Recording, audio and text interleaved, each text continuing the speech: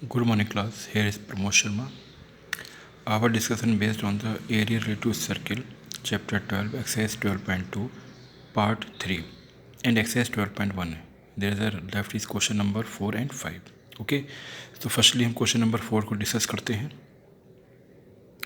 तो question number 4 what are you say, देखिए question number 4 में दे रखा है wheel of a car.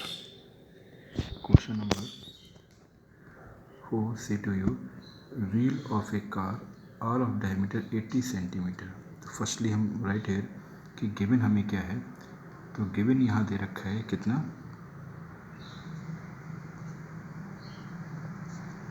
Given diameter यानी d इक्वल टू जैसा गिवन d इक्वल टू क्या दे रखा है 80 सेंटीमीटर.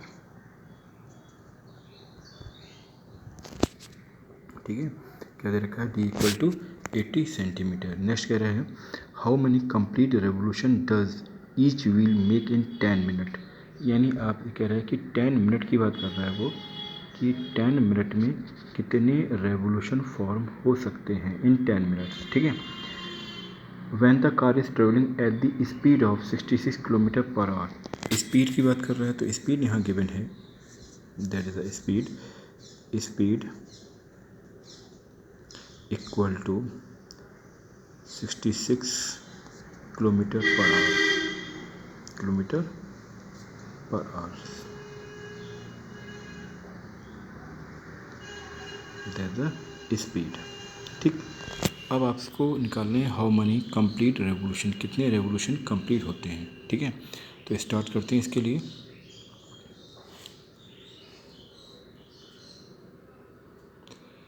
तो कंप्लीट रेवोल्यूशन की बात करें उससे पहले हम ये देखें कि डिस्टेंस ट्रेवल्ड इन, ये है right here,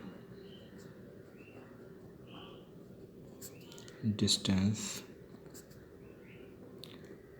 travelled in one revolution में डिस्टेंस कितनी ट्रेवल की जा सकती है. ठीक है, we have right here distance travelled in one revolution. तो आप जानते हो distance travelled in one revolution किसके थ्रू, व्हील के थ्रू. व्हील उतना ही चलेगा जितना उसकी सर्कमफ्रेंस होगी.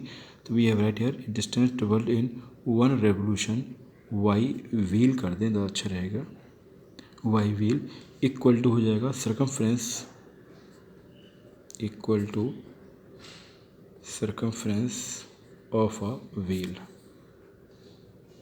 ओके, तो सर्कमफ्रेंस ऑफ द व्हील के लिए फार्मूला हमारे पास है 2πr. तो 2π की वैल्यू 22.7 और r हमारे पास है कितना, r हमें दे रखा है 80/2. ठीक है, और ये भी कितने सेंटीमीटर, 80/2 सेंटीमीटर. ओके, अगर हम देखें यहाँ किलोमीटर पर सेकेंड दे रखा है तो इसको हम चेंज कर सकते हैं. तो इसको यहीं चेंज कर लेते हैं, ज़्यादा सही रहता है. तो we have right here d equal to हमें दे रखा है 80 सेंटीमीटर. इसको हमने क्या किया, 80 सेंटीमीटर को हम कर सकते हैं, हमें चाहिए किसमें, सेंटीमीटर में. तो पहले तो r निकालें, इसके थ्रू r निकाला तो r का मतलब हो गया कि बाई 2 हमारे पास 40 सेंटीमीटर आ गया. 40 सेंटीमीटर को कन्वर्ट कर लो किसमें, मीटर में. तो आप जानते हो 1 सेंटीमीटर 100 मीटर होते हैं. 1 centimetre equal to 1/100 metre. So we have right here 0.40 metre. अब इसको हम यहाँ पर यूज़ करेंगे. ठीक है, तो वी हैव राइट हियर इसके प्लेस पर हम यहाँ यूज़ कर सकते हैं 0.40. ओके, जब कैलकुलेट किया हमने तो कैलकुलेट करने पर आंसर, चलिए रहने दीजिए ऐसी, बाद में कैलकुलेट कर लेंगे. फिर ये हमें डिस्टेंस निकाल दी, वन रेवोल्यूशन में कितनी डिस्टेंस कवर की. आप देख लें distance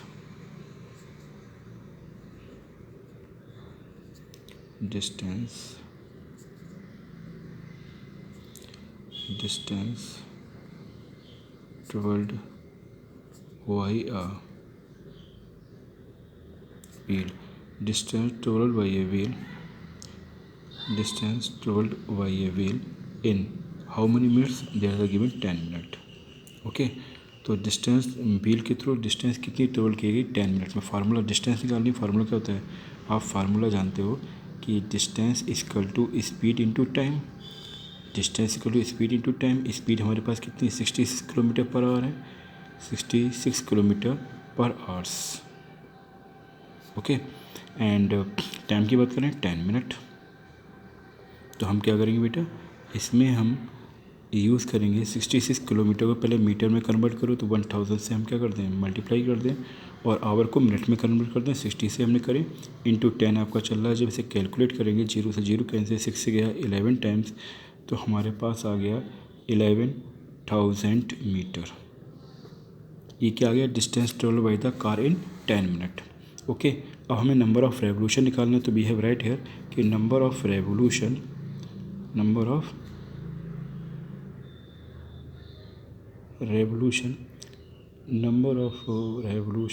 we have right here wrongly written REVOLUTION।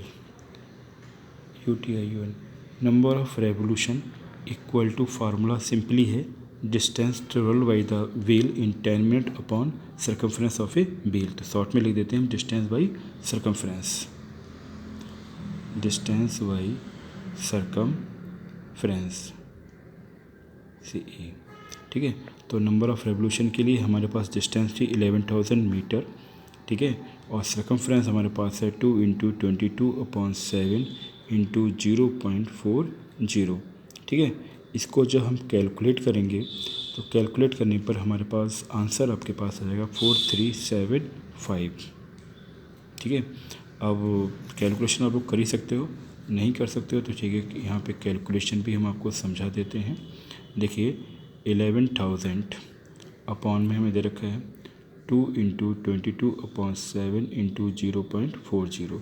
हम क्या करेंगे, 8 से यहाँ रिमूव करेंगे, 2 0 को इंक्रीज़ करेंगे और 7 को भेज देंगे अपर साइड में। तो हमारे पास आ गया 11 और there is the 5 zeros × 7 upon में हो गया 2 × 22 × 40।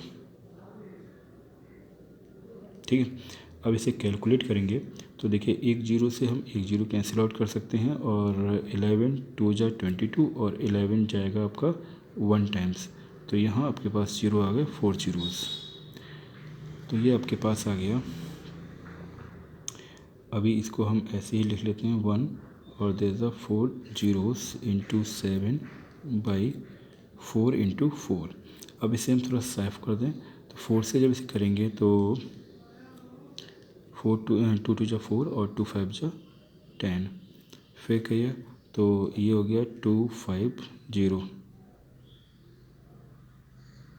ठीक है, इसके बाद 2500 × 7 बाई 4 से इसे कैलकुलेट कर लीजिए। तो आप कैलकुलेट करो then get your answer like this. इससे हम कैलकुलेट करके इसके आंसर को फाइंड आउट कर सकते हैं। ठीक है,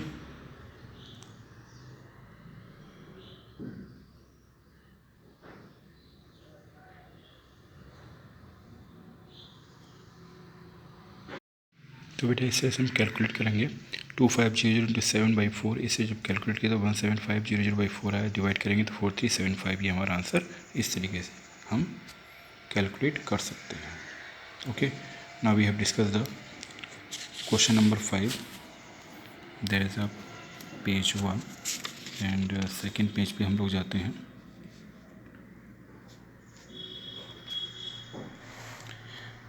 पेज नंबर 2 और डेट इज़ अ क्वेश्चन आपका question number 5, page number 2 to 6 है।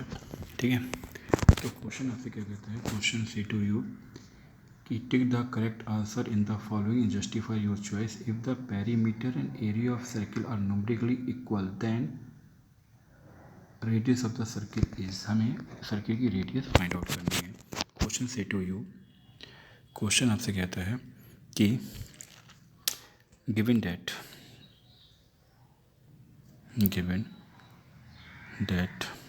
क्या कि area of circle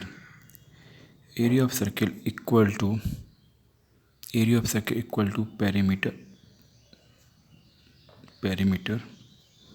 of circle. That is a given कि area of circle equal to perimeter of circle इसका मतलब क्या हो गया, एरिया ऑफ सर्किल का फार्मूला आप जानते हो पाई आर स्क्वायर, और पेरीमीटर का फार्मूला क्या होता है 2 pi R. Perimeter mean circumference of a circle. अब देखिए पाई से pi cancel out and R square equal to हमारे पास 2r आ गया, 1r से r कैंसिल, r इक्वल टू हो गया 2। ठीक है, तो r equal to 2 unit is the answer of this question. Option देख लीजिए, तो आपके पास option A is correct. Option A is correct. ठीक है, ऑप्शन ए क्या है, करेक्ट है। ठीक है, no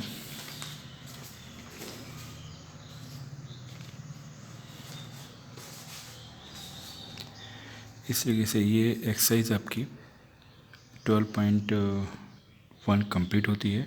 now we start the exercise 12.2। Exercise 12.2 start करने से पहले इसका there are some concept hair.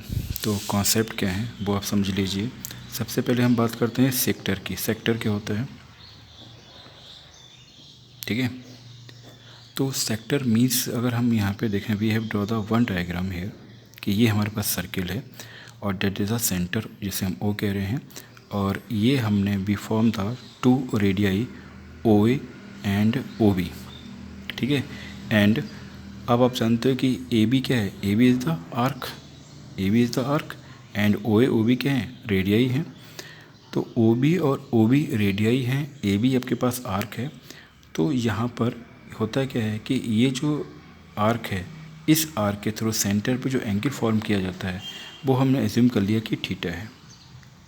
ठीक है, तो सेक्टर की डेफिनेशन क्या है, सेक्टर है, sector is that region, sector is that region, sector is that region bounded by 2 radii, bounded by 2 radii and corresponding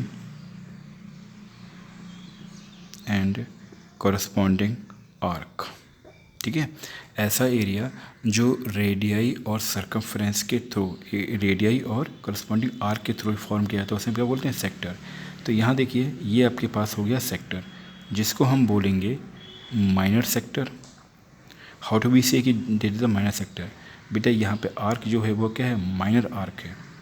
A B क्या है, अगर हम देखें तो A B is a minor arc. जब ए बी माइनर आर्क है तो इसके थ्रू जो सेक्टर फॉर्म होगा वो क्या होगा, माइनर सेक्टर होगा। और इसी को हम अगर यहाँ पे सी कहते हैं तो हम कह सकते हैं ए सी बी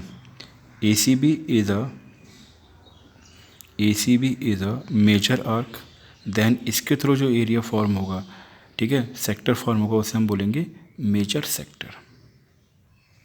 ठीक, ये बात आपको समझ में आई कि हमने क्या कहा कि यहाँ पर सेक्टर क्या है, तो सिंपल सा we form the one circle है और देयर इज अ 2 रेडियाई। ठीक है, तो ओ ए और ओ बी क्या हैं, 2 रेडियाई हैं। तो हमने देखा कि सेक्टर है क्या, तो sector is that region bounded by 2 radii and corresponding arc.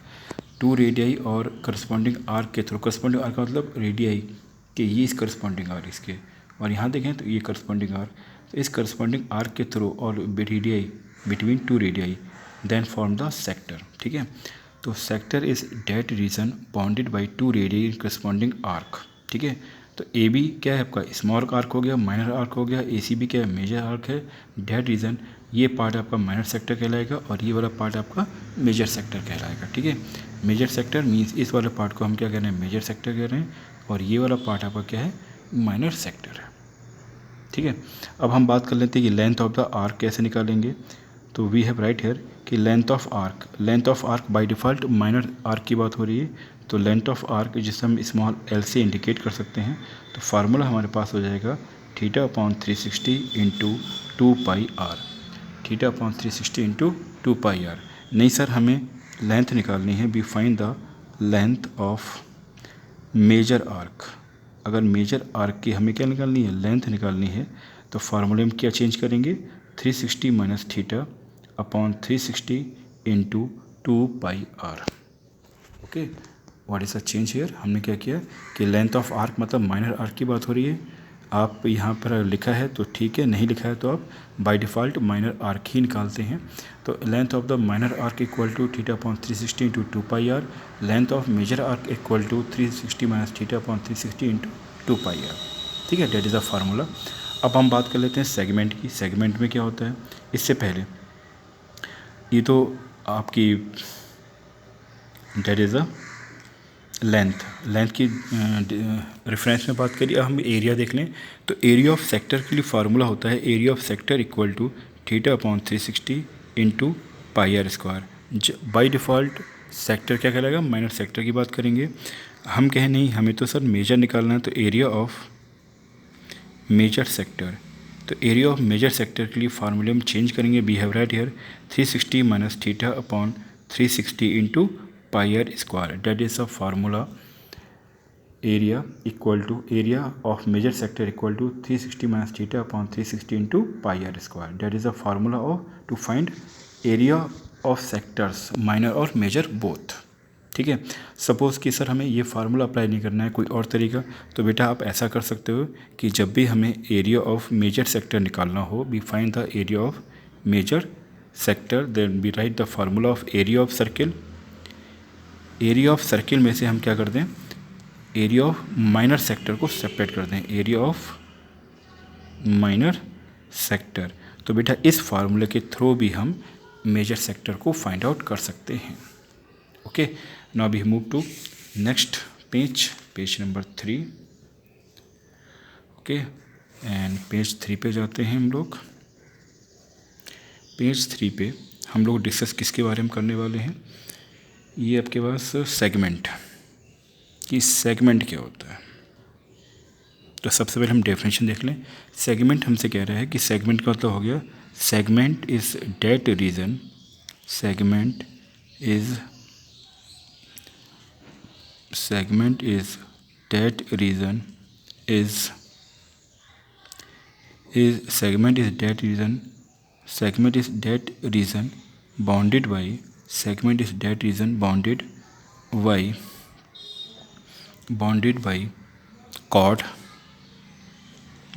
chord and corresponding arc।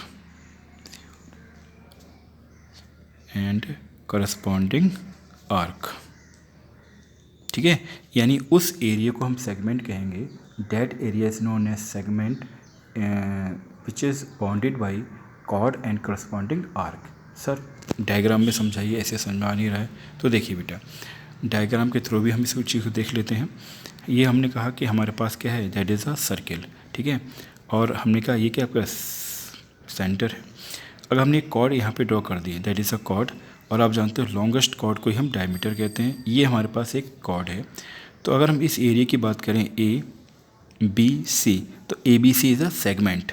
ठीक है, क्योंकि ये माइनर आर्क के थ्रू फॉर्म हो रहा है, इसलिए यही रीज़न है इसको हम क्या बोलेंगे, माइनर सेगमेंट। जैसे वहाँ पे था सेम प्रोसेस यहाँ पे।